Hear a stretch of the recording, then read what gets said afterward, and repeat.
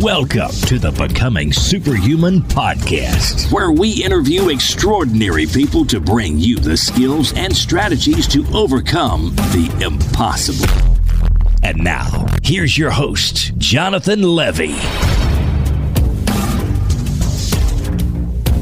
This episode is brought to you by Organifi. You guys, one of the only things that every nutritional expert that we've had on the show seems to actually agree on is that we all need to eat more vegetables, eat more greens, eat organic, cut out all the processed junk. Well, who has the time, right? Who has the time to go out, do the shopping, make the salads, make the juices, make the smoothies? And that's what I love so much about Organifi. Their product is an all-organic green juice. It has all of the nutrients that you need. It tastes absolutely amazing, and it's made by wonderful people who I consider to be personal friends. And as listeners of this show, you guys can actually save 20% on your first order. And all you have to do is go to Organifi.com. That's Organifi.com and use the coupon code SuperHuman at checkout. Greetings, super friends, and welcome to this week's episode, which is graciously provided to you thanks to a review from Wildberry from the US of A, who says, "Don't stop. 5 stars. I just wanted to say that this is the first podcast I ever got truly hooked on. I listen to several others now as well, some of whom I first heard about here that have really changed my life." It's a longer review, so I won't read the whole thing. But Wildberry goes on to say, "This is my go-to podcast and I hope it continues. Who knows, maybe one day I'll be a guest. Hey, a girl can dream, right?" Well, Wildberry, I want to thank you very much for your review. And we do always accept submissions for superhuman guests. So maybe one day. On to today's episode. You guys, today we are joined by Zach Evans. And Zach actually came to us through a recommendation of someone in the SuperLearners Facebook group that we manage, who said, "We got to check this guy out because he teaches about becoming a piano superhuman," which is kind of a very similar idea and brand to what we talk about. So Zach is a professional pianist who has also started a very successful online music and piano training business, and he specializes in accelerated learning techniques for piano. Now, I know some of you in the audience are saying right now, "Well, I'm not interested in playing the piano. Why does this relate to me?" And I would encourage you to put that thought aside because actually, Zach and I got into some pretty in-depth accelerated learning techniques. And I have to say, I actually learned quite a bit from him in terms of things that I'm not doing that I could be doing better, things that could improve the way that I learn, and ways that I've maybe been neglecting to structure out my own learning process. Zach really shares some very interesting stuff just about how learning a musical instrument, like learning a language, can be an incredible way to improve, refine, and test your learning methodology. And I think you guys are going to learn quite a bit from this episode. I do want to say, if you guys enjoy this episode, there is a full and uncut video version of it that is included as part of the SuperLearner MasterClass. That is the full 10-week program that I teach on my website, superlearner.academy, where you can go into all of the ins and outs of memory, from memory, learning, speed reading, and so much more. So to check out a free trial of that course, simply visit superlearner.academy. And if you want to get a discount, you can also go to jle.vi/learn. All right, on to today's episode with Zach Evans.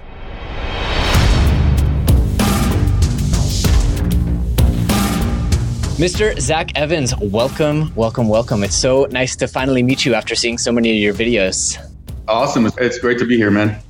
Yeah, I'm really excited. So I've been playing piano kind of casually for a little while, and one of my students actually reached out and he's like, "You got to meet this guy, Zach, because he's got this whole like accelerated learning methodology for music." So I wanted to ask you, I know how I got into the super learning and accelerated learning, and it's like I think, fairly interesting story. So I wanted to ask how you got into this whole thing. How do you become someone who teaches, 40, 50,000 people on the internet how to play piano? Yeah, for sure. So, started playing piano for kindergarten, quit like everybody else in like 4th, 5th grade, something like that. And in college, I fell back in love with piano. I wanted to switch my major to music. And so we were having the auditions to try to get into the program. And, everybody else is like played all through high school and everything. and I quit at 5th grade. So when I played my audition, like the piano professor was basically like, dude, you're like way behind the 8 ball, but like, I'm going to give you a shot, but like, I'm not going to treat you any different than anybody else. So like, you're going to have to work, you know? And it was one of those like, okay, I have to learn this fast.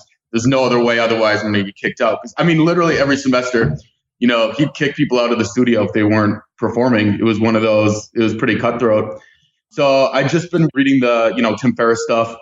And I was like, man, I think I could apply this, you know, to piano. And so I applied a lot of those kind of, you know, similar strategies, 80-20 rule type of stuff. Wow. And at the same time, so in high school, I ran track, and in college, I did too. And seeing the difference between the specifics and the details of like high school workouts versus college workouts, it makes you understand piano actually a lot more, because piano is really the same as sports. You know, you're using muscle groups to perform movements. It's just smaller muscle groups. That's the only difference. But there's so many like similarities between those things. All right, I'm already learning things because, you know, people often think that music is such a different part of the brain, myself included, and I'm a learning guy, but I've always thought, you know, it's less about the fine motor skills and more about the musical understanding. So that's actually already a really interesting takeaway, I think, for me, that you relate to it as a sport. I really do think music is creative, but at the same time, I think it's very logical and it's very motor based. Interesting. So I guess for those in the audience who haven't had the pleasure of watching your videos, tell them a little bit about what you do and kind of the programs that you teach and kind of what's unique about them. And specifically, I understand you're pretty much a musician full time. Yeah, I quit my job a year ago. You know, I started the online business, which has all the courses and stuff like that. So now I do it full time. Yeah, my courses basically they're not exactly like, you never played piano before, here's how you play piano. It's more like people who've been playing for at least, you know, 3-4 months, have the basics down and want to learn how to accelerate their progress. And a lot of it it's like the details, you know what I mean? I've always thought the difference between hobby piano players and the professional piano players is really just like the detail in their practicing. Mm-hmm. So for example, when I was playing growing up, it would just be like, oh, practice 30 minutes. Oh, work on your song. You know, that's it. That's all you get. And in college, like my piano professor taught me like, okay, you have to be specific. You have to say first 15 minutes, I'm working on scales. So I'm taking C major scale. First 5 minutes, I'm taking left hand alone. I'm taking metronome, 50 beats per minute, which is, do you know metronomes and stuff? A little bit. Yeah. I've never actually used one, but yeah. Okay. So yeah, basically it just clicks at a consistent tempo. So if you set it to, you know, 50 beats per minute, it'll be nice and slow. And then you can up it to like, you know, 100 beats per minute will be faster and it'll click. And it's basically the equivalent to adding weight to your bench press. Because when you're lifting weights, to make it more difficult, you slowly add more and more weight. Piano, it's the same way. You take your scales, you start at 50 BPM, you do it 4 times. Then you bump it up to maybe 58 BPM, do it 4 more times. Bump it up to 66 BPM, do it 4 more times. And you gradually keep bumping it up until you hit a point where you start making mistakes. And that's kind of like your max weight. Oh, this is so interesting. Okay, so in our courses, I love this because I always love, you know, so I teach accelerated learning, obviously. And what I love is I'll talk to guys who are Olympic weightlifters, or I'll talk to guys who are competitive memorizers, or I'll talk to guys who are musicians. And we always come upon the same stuff. It's not always the same stuff, but it's always like, oh, yeah, definitely. I've heard that. So we call that progressive overload, which is like you read at the speed at which you're a little bit above water, like head above water, but just barely. And then you kind of get to that speed and you fail, right? So it's exactly as you said, like lifting weights. And I'd actually never thought to apply that to piano because I always thought it's like, you know, the reading the music and there's so much happening. And so it's really interesting to hear you apply that. And it's always kind of one of these scenarios of like, you know, the shoemaker goes barefoot himself, or it's like you forget to apply these things that you teach every day. Mm-hmm. For sure, dude, for sure.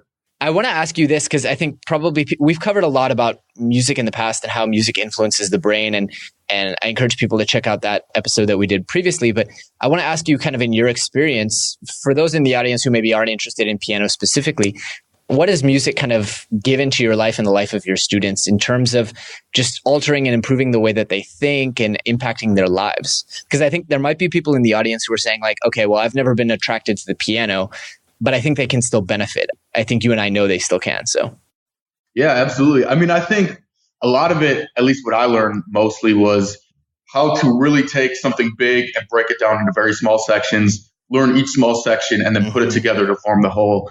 And when you're learning a song, I mean, that's exactly how you do it. You take section A, which is maybe 4 measures long, and then you break that down even more into single measure sections and into left hand, right hand separate. And then you learn each of those parts, and then you kind of learn the transitions, and you put it all together, to build a whole thing, which, when I was starting my business, it was the exact same way. It's like, okay, I need to learn video editing. I need to learn email marketing. I need to learn YouTube marketing. And even with that, then you break it down. Okay, email marketing. I got to learn subject lines. I got to learn body copy. I got to learn how to set up autoresponders. And you break that down even more. And you literally, I write it all out. I got a big binder, and each single step and exactly how long it's estimated going to take to learn that sub skill. And then you kind of know, okay, this is going to take me 45 hours. If I spend 20 hours a week, it's going to take me 2.5 weeks to learn.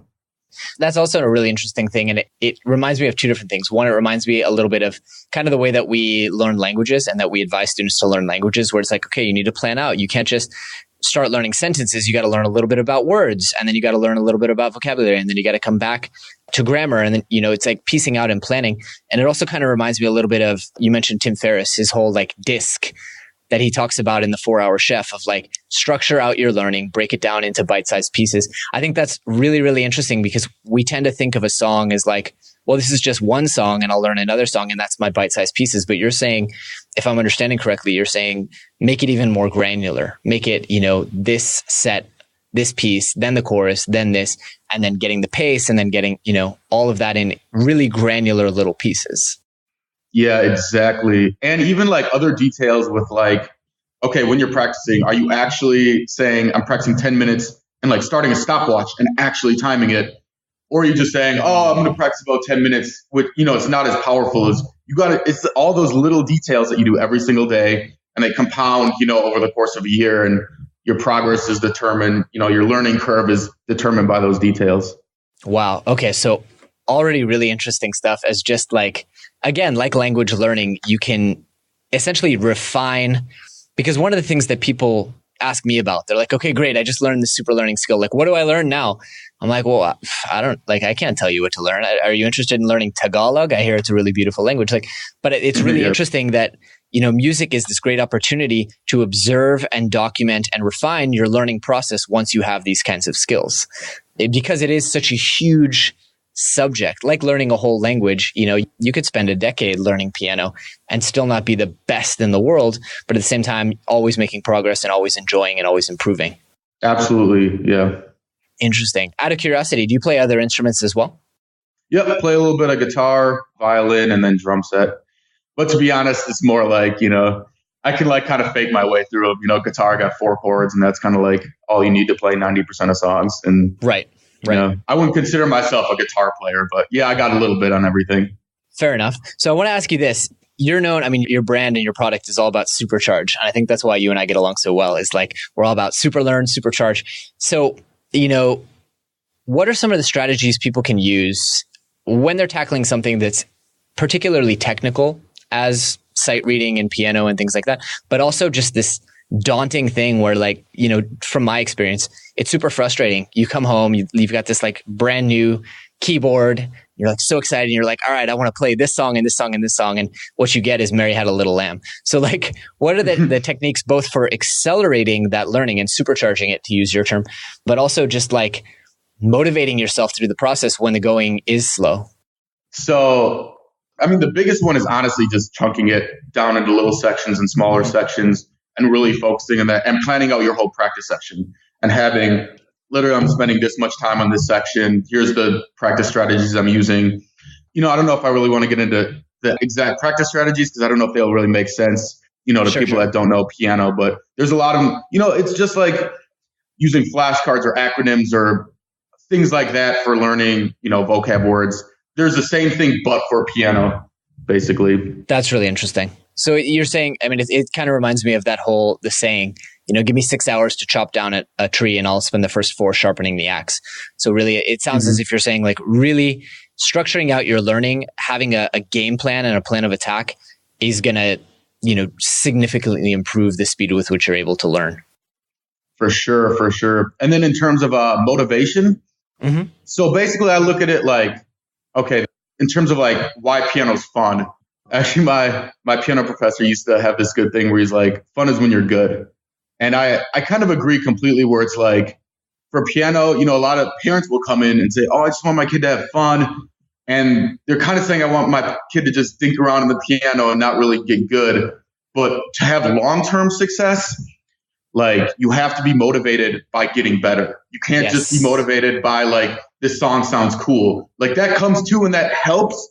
But if you're not also motivating by getting better and improving, you'll just never get there for piano. Like it's going to be so true. Too hard.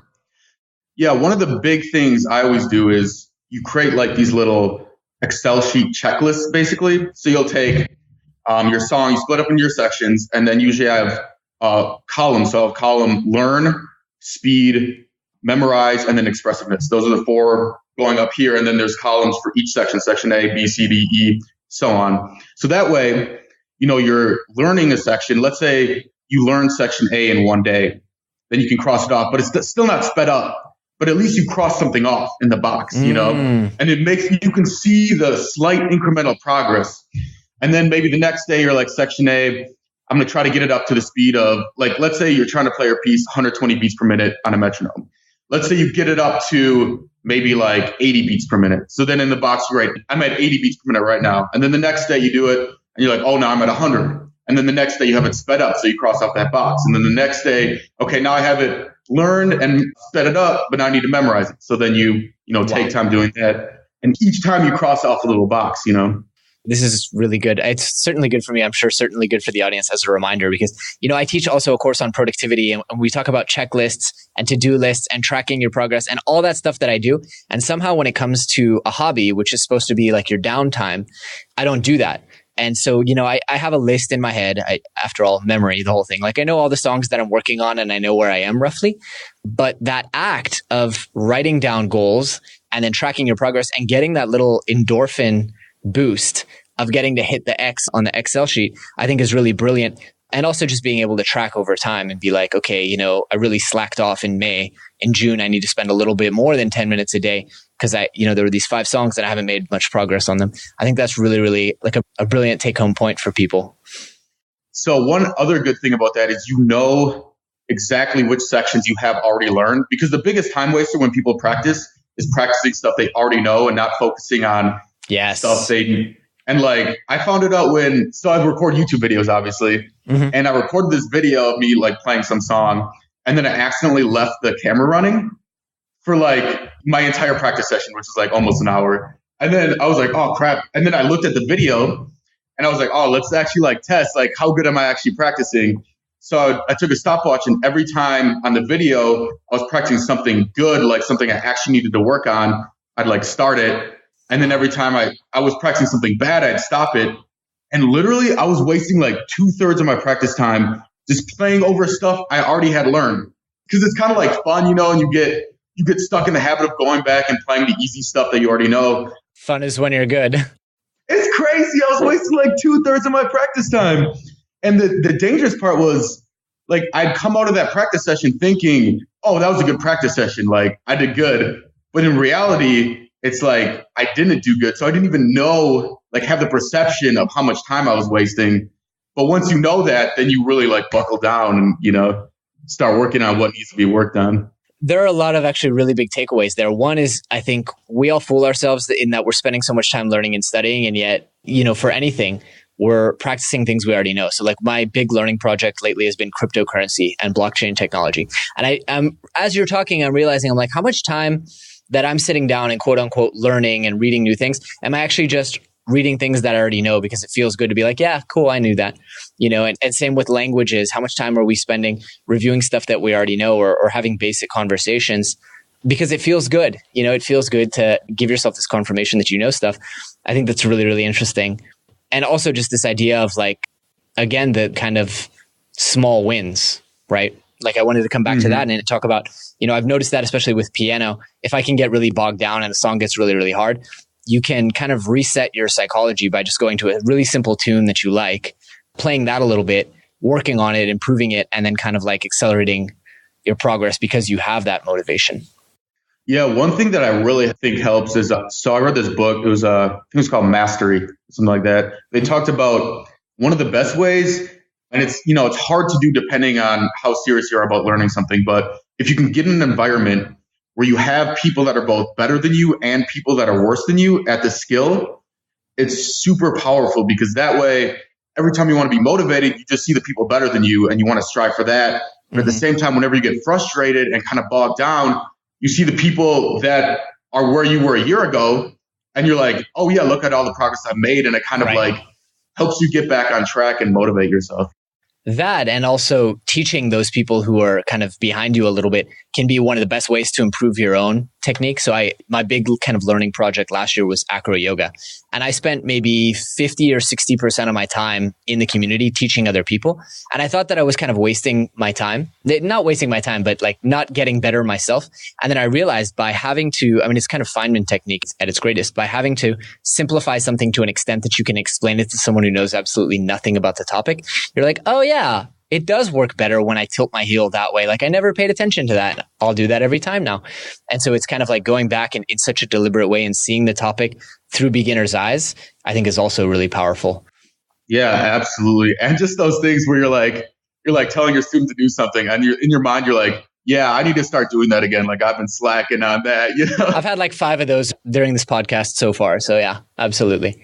Really interesting. I want to ask you, Zach, you've clearly spent a lot of time thinking about learning and thinking about refining the way that you learn. What are some other things that you've taken this discipline, this skill, this habit of yours and applied to?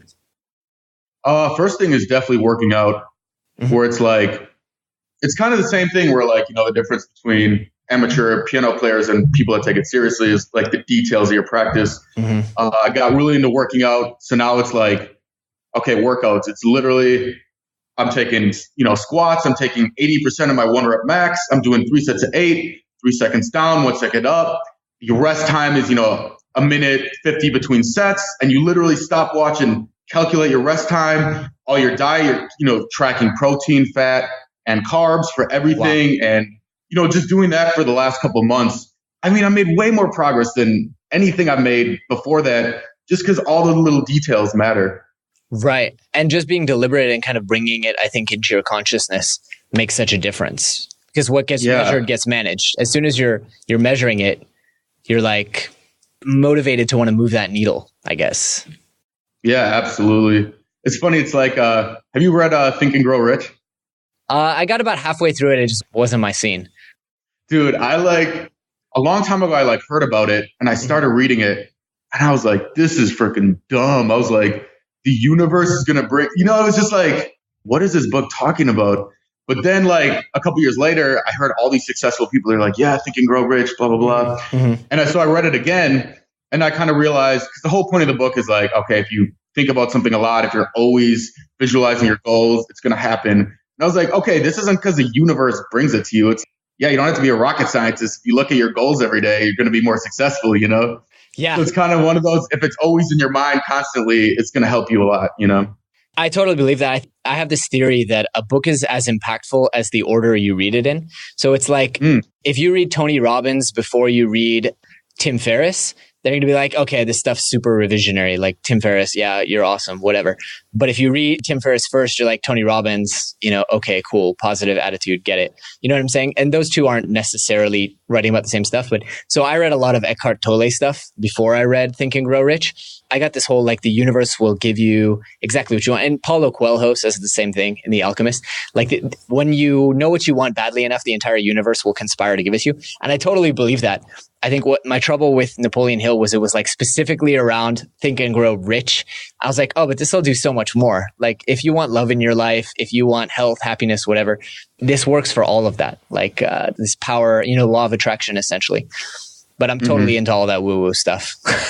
Yeah, I think there's a lot to it. Personally, I don't believe it's universe. My brain is too logical. I think absolutely that, it's more so. It's the thing, if someone says your name in a crowded place, you'll hear your name even though you didn't notice any of the other conversation. I think it's, if you're always thinking about something, you'll just notice stuff that's going to help you that you wouldn't have 100%. Noticed before. Any other learning projects that you've kind of taken on with this kind of learning skill? What other stuff are you passionate about learning right now?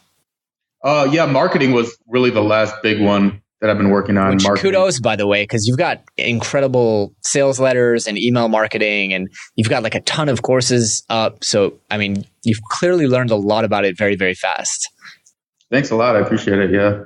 Yeah. One thing I would say that I think has helped me in the most recent months that I haven't been doing before is like stop using like free information and just like pay for somebody that's good. Mm-hmm. Pay for either a coach or like a program that's good. Because I'm like, there's so many, top 10 ways to get fit or top 10 ways to market your blah, blah, blah. Mm-hmm. And like some of them are good and some of them are just like, you can tell now that I've been through marketing, I'm like, man, like if I wanted to market something I had no idea about, like it wouldn't be that hard. You just go to you just type in other sites and you kind of put your own spin on it, even if you don't really know what you're talking about.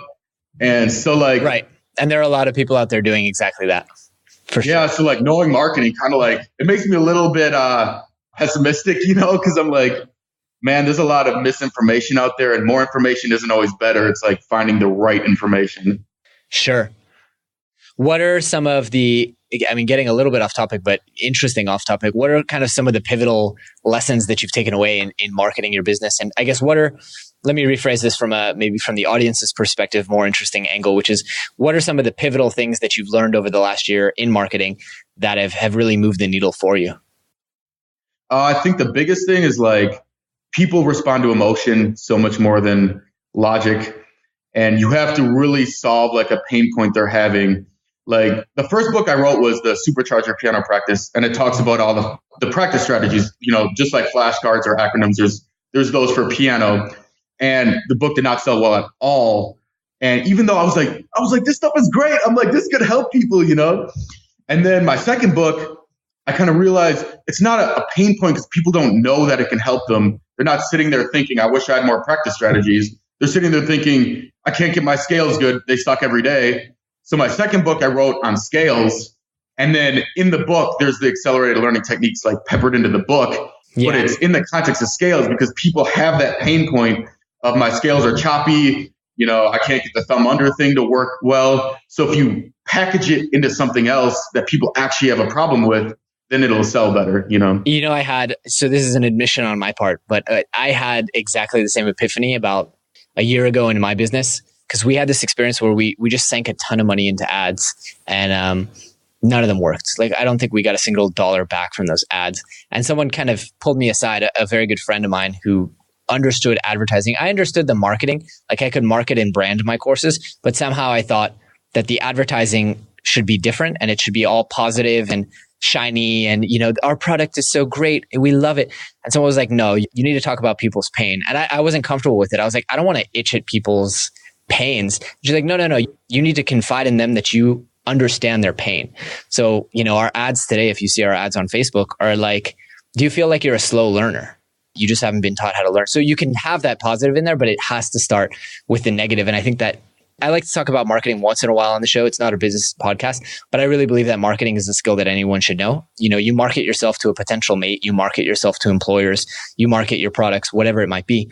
And starting with that pain point that says like, hey, if you need someone even if you're a free service, like a depression or suicide hotline, like, hey, if you feel alone and right now you're not sure what you're going to do next, call us. And it's so much more powerful than saying like, we have the most positive, experienced counselors on the line. Like, no one cares. No one wants to buy a drill. They want to buy a hole, and so it's all about getting to that. What's the customer going to get out of your service? What are they going to solve? So yeah, absolutely. Interesting side tangent. And there's a lot of things too, just like with packaging and changing your pricing options. I actually tried, have you read the book Influence? I haven't. Okay. I can picture the cover. I just don't remember the name. Yeah, I don't remember his name either. But it might be Robert Greene. Robert Greene is power. Anyway, Influence. It'll be in the show notes. Okay, yeah. But there's a lot of stuff on there on like they had this pricing thing where they had, I can't remember what it was. It was something like you could get one thing for like $97. Oh yeah, the Economist thing. Yeah. Okay, yeah. You've heard that study, yeah. I literally did that where I used to just sell one of my courses for $27 a month. And then I offered a $297 for lifetime access. And I got way more sales on the $27 a month just because there's an option to buy it for the lifetime. And people buy it for the lifetime. So I got, money off that too. But it's weird that just having another option would influence people to buy the original option more as well as like the other option. Right. And for people who aren't familiar with the example, it actually comes from research by Dan Ariely, where they did an experiment, I believe, with The Economist, the news magazine, whatever. It was something along the lines of like online only access, $60, print access, $100, print plus online access, $100. So you're like, it's the same thing and you end up spending more money, but you're like, dude, if I just spend $40 more, and don't quote me on the numbers, but it's like, if I just spend $40 more, I get the online thing for free, which they're selling for $60. So I basically made $60, which is not logical, but it makes people buy the premium one. Yeah. Because no one's going to turn down the free online access. The other side of that coin is like, well, why would I turn down the free online access if I get the pay? Anyway, humans are not logical creatures. Yeah. And it's like half packaging and then half just like your stuff has to work, obviously. Oh, yeah. But just like really having a good product. So, because you make most of your money off the long term, people staying on month after month after month, or people buying multiple products. So it's like your product has to be good. Otherwise, it's like you can get some short-term gains, but it's not going to be worth it in the long run. It's a lot harder to be a shadier marketer than it is to just sell quality product. Like it's easier to just build the quality product. 100%. 100%. It doesn't always feel that way, but yeah, sometimes it's just like, oh man, I feel like I just want to market it this way. Right. Do I really want to redo this video for the third time? Like, oh, people will get it. They'll understand what I'm talking about. Zach, I wanted to ask you for homework for the audience. I mean, for folks out there who maybe are or are not involved in music, is there any kind of homework that you would advise them to do while they wait for next week's episode? Yeah, I would say I think the biggest thing, take one skill, whatever you're trying to learn, and do a big breakdown of like, here's the whole skill. Try to break it down as much as you can into the sub skills, and then try to figure out, okay, how long is this going to take to learn? And really try to estimate it, and then plan out on your calendar, today I'm going to do this for 15 minutes or whatever it is, and really, get into the details of the actual practicing. I think that's the best thing someone could do, That is a great one. We're running up on time here, but I want to ask you, are there any other kind of skills, habits, or routines that you use in your life day to day? I mean, you mentioned working out, which is definitely a performance booster, but any other skills, habits, or routines that you feel help you perform at a higher level? Yeah, I think morning routines for sure. One thing that I started doing is I cycle my morning routines. Mm-hmm. What always happened is I do one morning routine and it'll kind of work really well for the first, couple weeks, and then it'll kind of like stale out and feel like I was just going through the motions. That's happening. So I'll do I'll do one morning routine for 3 weeks, and then I'll take a week off, and then I'll change and do a different one for 3 weeks, take a week off, and then I'll do a third one for 3 weeks, take a week off, and then it might, go back to the first one and redo it. But I think if you do the same one over and over, it's just like drinking coffee every day. Eventually, it's not going to have the same effect on you because you're hitting the same circuits over and over. Interesting. What's your current morning routine? So right now I wake up and basically the really only thing I do is like a motivational strategy. So right now I call them future pace audios. So basically you do this big audio file where you start at the end. So it says like, I wake up in the morning, it's December 31st, 2018. I'm doing it for my business right now. So I'm like, I just made $50,000 the last month. And then they talk about how my life's different. I bought an Yeah, no, I haven't got there yet. That's okay. The dream, but you're projecting forward. I get it. Exactly. Yeah. So then you talk about, I just bought this new car, like blah, blah, blah. All my friends are impressed. Whatever motivates you, Mm-hmm. And then I think back to how I got there. And then you go back and say, okay, I wake up. It's, November 1st, 2017. Here's where I am. I'm doing these things every day. I'm making progress on these things. And then like I wake up in the morning. It's December 1st, 2017. Now I'm at this level and I'm doing these things. And it basically takes you month by month. It's like a 20-minute long audio. And then I just listen to it while I'm eating breakfast and kind of like visualize myself going through all the steps. What's interesting for me is that at a macro level is essentially the same thing that you're doing with your learning at a micro level, which is breaking down into steps and stages and ticking off boxes as you go along. Yeah. But it's kind of just projecting it, That's very interesting. I guess that's my big takeaway here is adding a little bit more structure. And I'm guilty of this also in my language learning. And pretty much in everything that I learn, I don't add structure. I just like dive face first into the buffet because I'm like, accelerated learning. Like I know how to learn fast, but I don't structure. And so my big takeaway for the episode is going to be structure my learning more, have a plan of attack, and kind of look ahead as to what milestones I want to hit at what time, and then track it on paper. Yeah. I think it's awesome that you're like ahead first. And I can tell because you're successful that you just dive into things. Thank you. Because I do think like, I love talking about structure and optimizing things. But at the end of the day, it's like step one is like, you just got to put the time in, 100%. And, obviously you've done that and you built successful businesses and stuff like that. So, Yeah, it is interesting. In my businesses, we do that. We're like, okay, we're going to launch this way and do that. And then we're going to have the new webinar by this time. But then I think where my weak point is I treat hobbies and recreational learning differently, because somehow in my head, like notebooks or Excel sheets is like, well, that's not fun.